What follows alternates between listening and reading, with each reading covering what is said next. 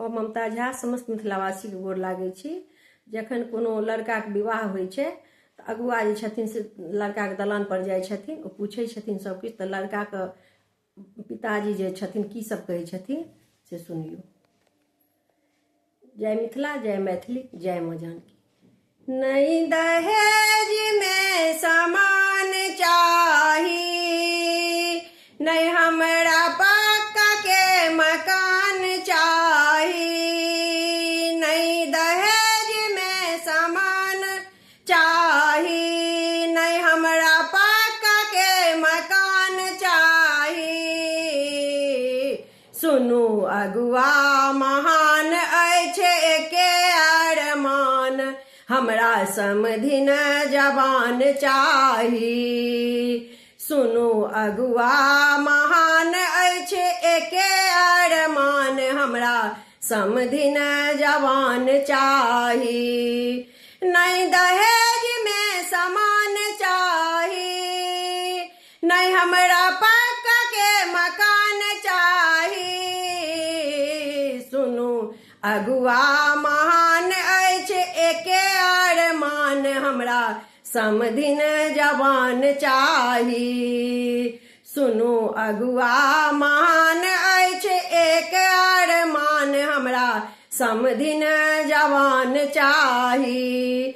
नहीं चाही कूलर या नहीं चाही टीवी, पढ़ल लिखल चाही बबुआ के बीबी। नहीं चाही कूलर या नहीं चाही टीवी, पढ़ल लिखल चाही बबुआ के बीबी। पढ़ल लिखल चाही बबुआ के बीबी। हुनक रूप रूपवान चाही, हुनक रूप रूपवान चाही, हुनक गुण गुणवान चाही, हुनक गुण गुणवान चाही।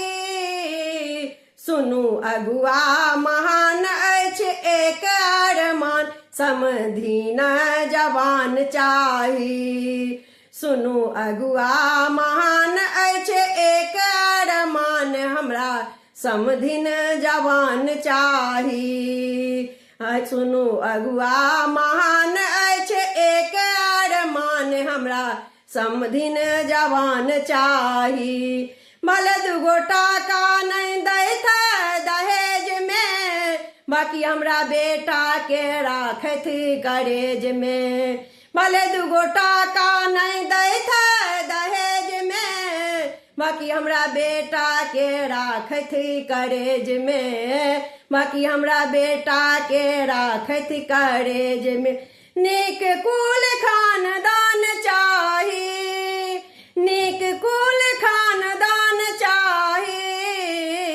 सुनू अगुआ महान अछि एक अरमान, समधिन जवान चाही।